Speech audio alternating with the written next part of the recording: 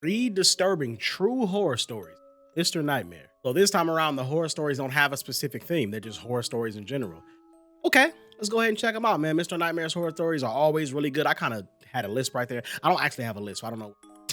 Maybe that was me starting over words. Anyway, make sure y'all cut y'all lights off, baby. You know what I'm saying? To create the scary environment that we need for these stories. Without further ado, let's get it. Right. Started, baby. Story 1 by Bryce Alexander. I began subletting a rental house cabin for a couple months in 2023 when my dad and I were bucking heads and I needed to move out. The actual renter of the apartment was having his own personal issues causing him to leave the apartment, and I'll just refer to him as my landlord to make it easier. Okay. The cabin was an entire unit rental, and it was paid month to month, which was ideal for my temporarily shitty situation. Making sure the volume's turned all the way up. It was 2 floors technically.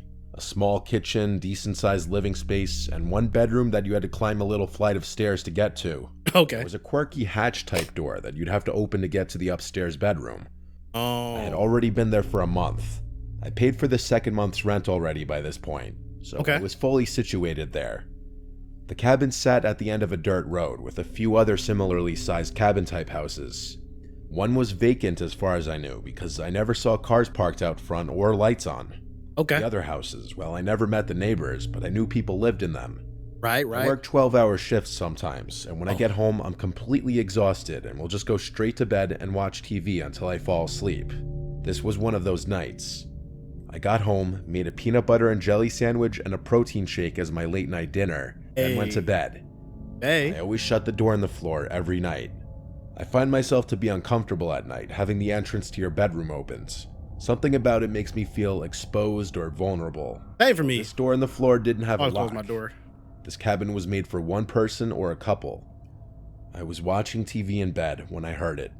A voice from down below saying, "Who's up there?" Oh, fuck I no. instantly felt my heart stop for a second as I shot up to an upright position. Hell no. It sounded like it came from inside the house, but it also could have maybe come from outside. Awesome. Who's up there? I grabbed the TV remote to turn off the TV. I crawled over to look at the circular window above the bed. I didn't see anyone out there, but it was also very dark. I said, "Who's there?" And the deafening silence that followed afterwards led me to getting off the bed and putting my hand on the handle to the door. I lifted the door and looked down the staircase. Oh, he opened I it up. actually said my dad's name, thinking maybe he came over. There was no response. I walked downstairs. I was extremely scared. Bro. I flicked on the first light switch I passed. The living room lit up. As I expected in the back of my head, there wasn't anyone down there. Okay. I was still chalking this up to someone from outside. I turned on the front outside light and looked out the windows, and there wasn't anyone in front. By this point, I was really confused. They're in the house. I turned off the living room light and climbed the stairs back to my bedroom, shutting the door on the floor. I was pretty awake now, so I turned the TV back on, and not even 5 minutes later, I heard pounds on the bedroom door from below. Hell no. It sounded angry or like they were supposed to scare me. If there was any doubt before, this confirmed it. Someone was in the house. Yes. I left the TV on this time and just stayed completely motionless because I was genuinely too scared to move an inch. Right. The scariest part was whoever was down there could easily open the door as there was no lock. Yeah. I laid silent for about 20 minutes, and once I felt comfortable to move, I looked for my phone, and of course, of all times, it wasn't on my nightstand. I couldn't find it. Where'd you? I may have left it downstairs. Oh, hell no. I opened the door of my bedroom and looked down the stairs. With the constantly changing light from the TV screen, I could see just a little bit down the stairs to the living room. So I went down the stairs quietly, and when at the bottom, instead of turning on any lights, I ran out the back door barefoot and ran to the nearest neighbor's house where I knew people lived, and I saw their lights were on. I knocked on the door a bunch of times, and then I noticed someone at the window next to the door, looking at me. I didn't know how long they had been watching me. I yelled through the glass explaining what happened, that I'm his neighbor, and that I need a phone to call the police. He definitely heard me, but he just stared at me. Damn. It was unsettling, and I started to back away from the door as I realized he wasn't even responding to me. Just creepily watching me. Neighbor part of it too. I looked around the road and saw no other houses in the distance with their lights on. No. Momentarily, I had a thought. What if that guy had something to do with it? Yeah. I went back to my rental through the back door, which was closed just like I left it. I went inside and locked it and turned on every light in the tiny house. I looked not only for an intruder, but my phone downstairs. And I finally found my phone in my car when I thought to look there. I was so tired earlier that I left it in the center console. I went back inside. The TV was still on up in the bedroom. I climbed the stairs, and when I got to the top, I saw someone sitting on my bed, staring at the TV. It was a man. I screamed, and he turned his head slowly to look at me. Before I could see anything else, I ran back down the stairs and outside, and now with my phone called 911. I sat in my locked car watching the house on the line with 911, and I saw someone walking past the backyard of the house, disappearing into the woods. What? I told the operator this. When a police car arrived, the one officer checked the house and upstairs room after I told him that I saw someone, most likely the intruder, walk away into the woods. Right? He asked if I had any other places to stay that night, and so I swallowed my pride and went back to my dad's house for the night after packing some of my important stuff. I returned to the house the next day and stayed another night, then collected the rest of my stuff. Luckily, the landlord agreed to giving me some of my money back. Okay. He asked me what the man looked like, and after that, he didn't ask any more questions, which to me is pretty sus. Right. Something was unusual in that situation. From that creepy neighbor ignoring me to the landlord's random urgent need to move out to someone full-on breaking into the house. Maybe it's all connected. Yeah. Maybe I'm overthinking it.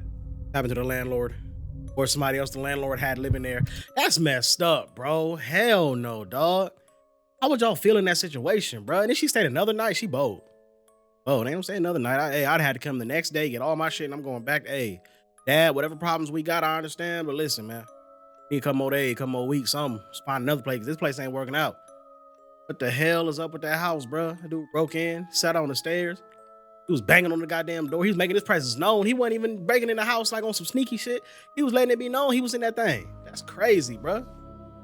She got away, though. All right. Hey, story 2 by Leah T. Oh.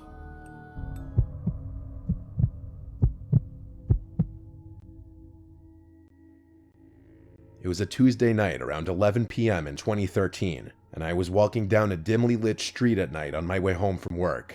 My car had been in the shop, so I'd been forced to walk 3 miles home every day.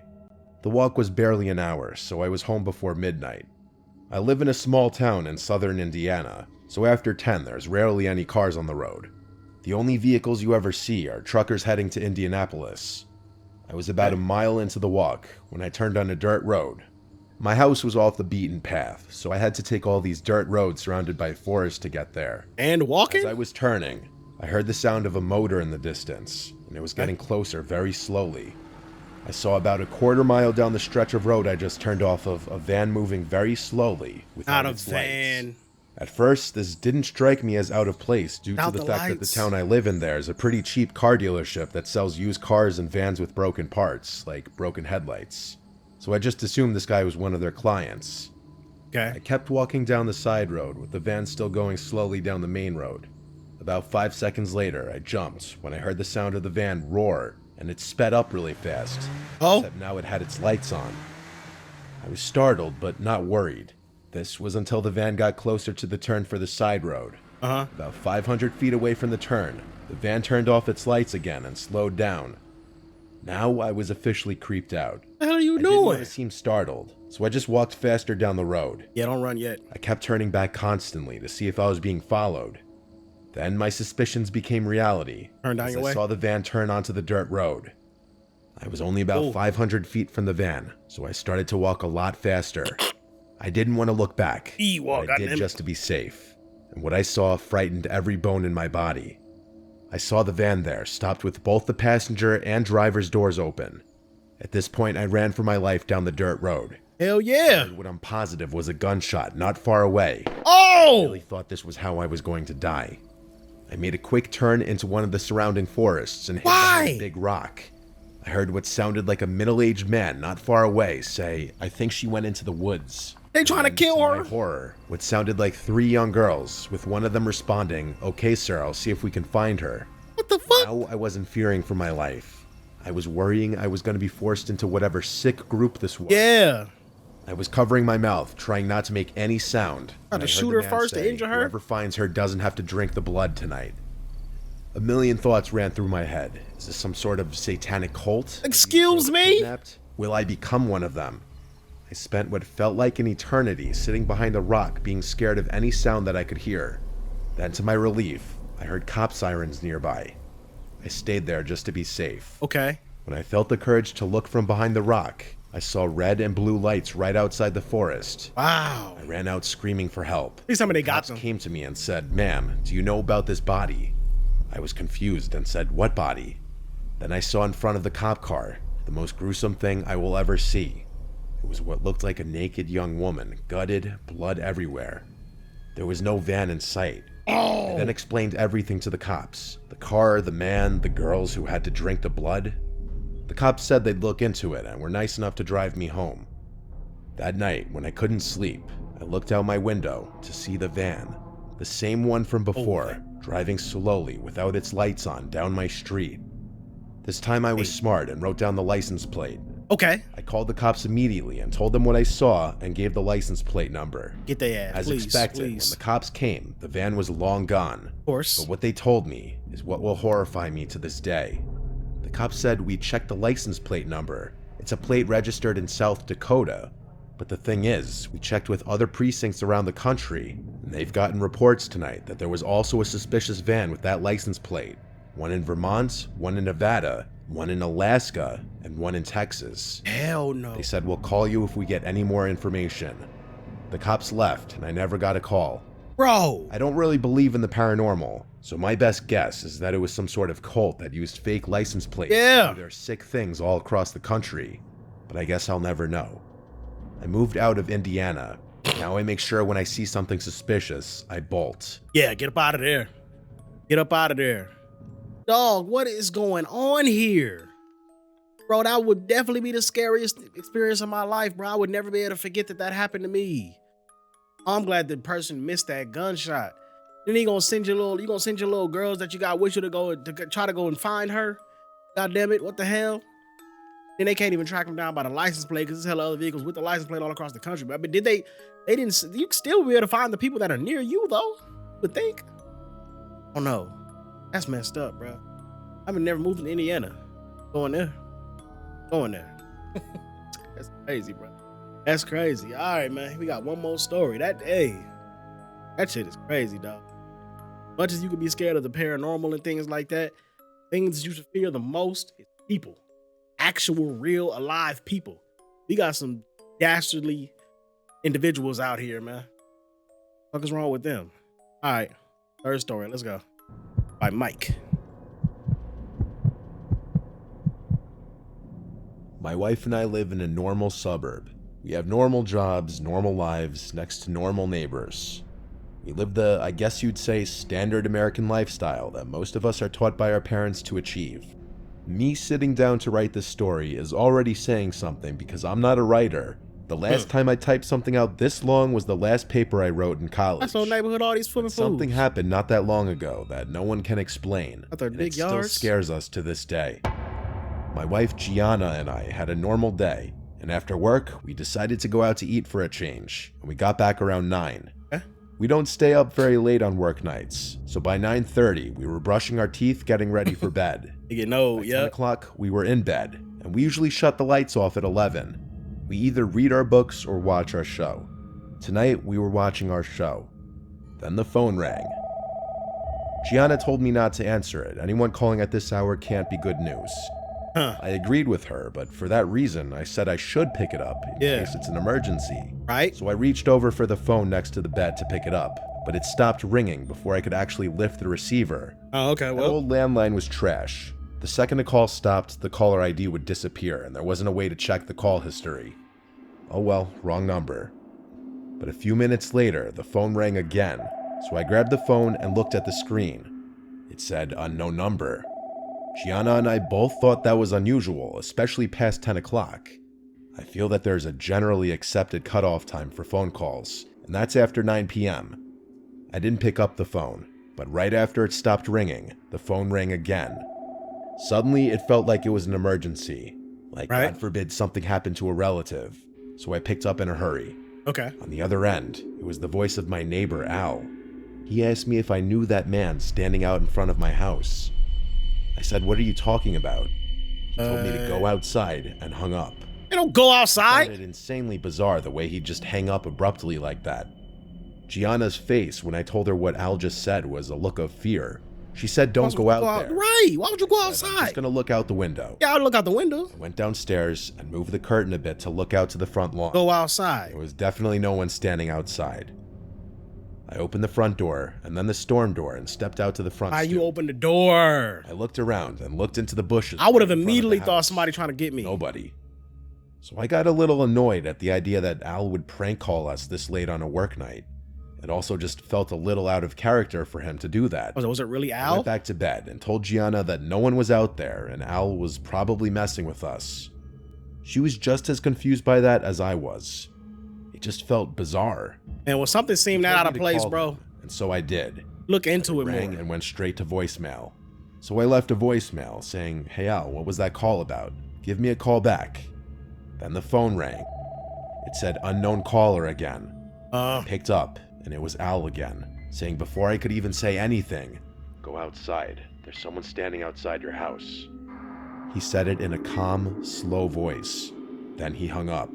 No. I got up and said out loud, "All right, what the hell is going on?" No, don't go I told Gianna outside. to wait here. I went downstairs and back to the window. I looked through the curtain. You do gotta This time, investigate I to saw some someone extent. standing right at the end of our walkway where it met the sidewalk. Oh shit. He had a hood over his head, effectively covering his face to just blackness. Okay. I was honestly shaken. I opened my door and said outside, "Can I help you?" The man just stood in place. I threatened him with calling the police. Then the house phone rang again. Shit never works. Closed the front door and went to the kitchen phone, and this time noticed the caller ID showed my neighbor Al's number. Okay. I picked up, and Al said in a much more normal voice, "Hey, I just got your voicemail. What was that about?" Yep, Didn't I knew call it. me." I was so confused. Was he imitating Al's voice? Like, what the Swore to fuck? him. He just called me twice, telling me about a man outside my house. He sounded even more confused than me. Then That was the moments man. later, he said he doesn't see anyone outside my house. I went back out to look out the window, and that man who was standing outside my house was gone. Motherfucker, Batman? What the Demanded hell? Al tell me right now if this was a joke, and if I found out it was and he wouldn't tell me, we'd have a problem. Al I'll claimed he whoop was your ass telling the if you mess with truth, and he's not some immature prankster kind of guy. He's a very low-key, respectful person. I had to put him on speaker so Gianna could vouch for me that I wasn't going crazy, and that we did in fact get 2 calls from someone who sounded just like him. He did the same and put his wife on the phone as well to vouch for him. In the end, what could he really say though, except for it sounds like someone was pranking us. Ain't no prank. Eventually, we got off the phone. They were trying I to do was something. no less horrified than I was before. I don't know why they didn't do it the first I time, had though. to go back downstairs one more time to hang up the downstairs phone, and so I looked outside one more time. He was there. The man was still no longer there. Okay. None of us could ever figure out this unexplainable situation. Bro. So pretty much there was some dude who, some sort of app or whatever on his phone to mock Al's number on his phone so we could call you and make you think it was from Al, and was telling you that somebody standing outside, come outside. But it wasn't really nobody out there. And then the dude really was out there. I guess he fast enough this time. I don't know. I don't know why the dude didn't jump out the first time, but I think he was finna try to get you, bro. He's either trying to try to get you, break in your house, attempt a home invasion, something. I've seen stuff like that. People are like hide in the bushes or something, knock on your door, anything. As soon as you open your door and come outside, they get you. They bust up in your house, put a gun out, give me all your money. You know what I'm saying? They do whatever they got to do. I don't know what that dude was doing, just standing there, not moving and shit. But yeah, man, how you not know the neighbor? How you not recognize that that's not his voice, bro? Like, unless the dude was just master at imitating voices, that's crazy. Huh? I don't know. That's weird. Yeah, man. This was a good scary stories by Mr. Nightmare. I'm glad the people in this stories got away. Make sure y'all leave suggestions down in the comment section to react to. Well, I love this video. Like, share, and subscribe. Till next time, we're up out of this thing. Y'all, we signing out. Hey.